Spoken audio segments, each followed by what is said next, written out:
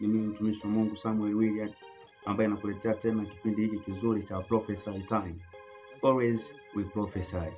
When God show us the vision, we must to prophesy. Na sasa Mungu analeta utabiri juu ya hali na maafa ambayo yatatokea katika nchi ya Tanzania katika wakati huu wa tunaoelekea masika.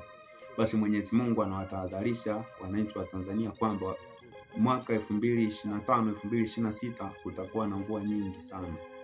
Na hili hapa ni ono ambalo tayari Bwana ameshalithibitisha.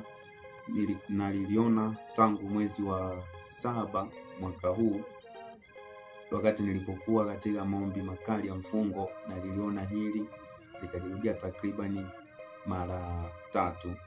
Na unabii unapokuwa unajirudia mara 2 au mara 3 tayari unakuwa ni halali, kwa sababu unatakiwa kuelewa maandiko.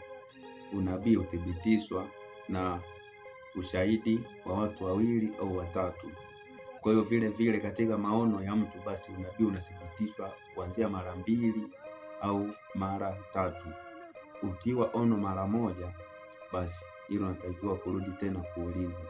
Likirudia mara ya 2 linakuwa being confirmed. Linaporudia mara ya 3 linakuwa ni uhakika zaidi. Kwa hiyo hapa imerudia mara 3 kwamba mwaka 2025-2026 utakuwa na mvua nyingi, na Mwenyezi Mungu akawa ameniambia kwamba niwaambie ndugu zangu wa Tanzania mazao ambayo mtatakiwa kuyalima kwa mwaka 2025-2026. Mnatakiwa kulima mazao ya mpunga kwa wale ndugu zangu wanaoishi maeneo ambayo yako kwenye bonde, na wale wanaoishi nyanda za juu basi mnatakiwa kulima mazao ya mahindi. Limeni zile mbegu ambazo zinachukua muda mrefu kukomaa, kwa sababu ya kuepusha kuoza shambani kulingana na mvua ambayo itakuwepo. Basi unaweza kusababisha uozo kwenye zile mbegu ambazo zinawahi sana kukomaa. Kwa hiyo mkilima mbegu ambazo zinachelewa kukomaa, itawasaidia kuepusha mazao kuoza, kwa sababu ni uhakika mvua itakuwepo ya kutosha. Wakulima watalima, wale wanaokaa nyanda za juu, lakini wale wanaokaa sehemu za tambarare na sehemu za mabonde limeni mpunga, wanaokaa nyanda za juu limeni mahindi. Kwa hiyo mazao yatakuwa mazuri, maharage, karanga, lakini sana sana mpunga na mahindi. Hayo ndio Mungu ametahadharisha kwamba mnatakiwa kuyalima. Mwenyezi Mungu always anatuonyesha mambo mengi, na kama umekuwa mfuatiliaji wa channel ya The Heavenly Mirror, basi usahau kusubscribe na kucomment. Weka comment yako pale kwa jinsi ambavyo umekuwa ukitufuatilia, kwa maana wewe ndiye shuhuda wetu, nawe ndiye unayeshuhudia haya ambayo tunayaongea. Hakuna mwingine anaweza kuthibitisha, bali ni wewe unayetusikiliza. Sasa unapobarikiwa na channel yetu, usiache kucomment, usiache kusubscribe kwa ajili ya kupata update mbalimbali ambazo tunaendelea kukuletea. Asanteni sana, na wasii ndugu zangu, msiwe wepesi wa kupuuzia unabii. Unabii unapotamkwa, msiwe wepesi wa kupuuza. Ufuatilieni na kuchunguza ili muone uhakika na ukweli ndani yake. Kwa sababu juzi nilikuwa nimetabiri kuhusu maandamano ya nchi ya Tanzania na jinsi ambavyo Mheshimiwa Samia atarudi tena Ikulu. Maandamano niliyatabiri kwa muda wa siku 3, na siku ya 4 hali ingeanza kurejea kwa jinsi ya kawaida. Na ninyi wote ambao mlifuatilia ile clip, basi mnaelewa kabisa jinsi hali ilivyokuwa.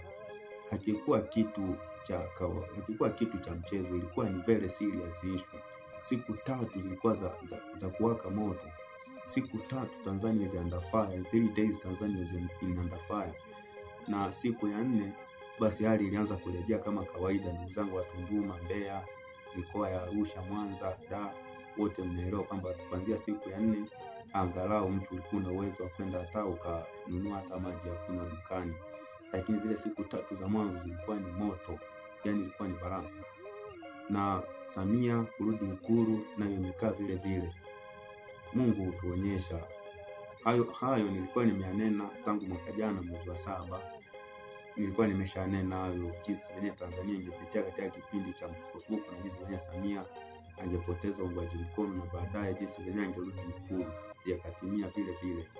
na ni mambo mengi ambayo Mwenyezi Mungu anatuonyesha, lakini kwa sababu mengine hatuwezi kuwa tunashare direct kwenye mtandao, mengine yanakuwa yanahusu watu wa jamii yetu, kwa hatuwezi tukayaweka kwenye mtandao kwa sababu mtandao unafikia watu wa jamii nyingine. Lakini kwa majanga ya kitaifa kama haya kuhusu hali ya mvua, basi haya ni majanga ya kitaifa, lazima tuweze kushare na watu wote wa kitaifa. Kwa hiyo ninawatahadharisha ninyi mliojenga nyumba zenu sehemu za mabonde,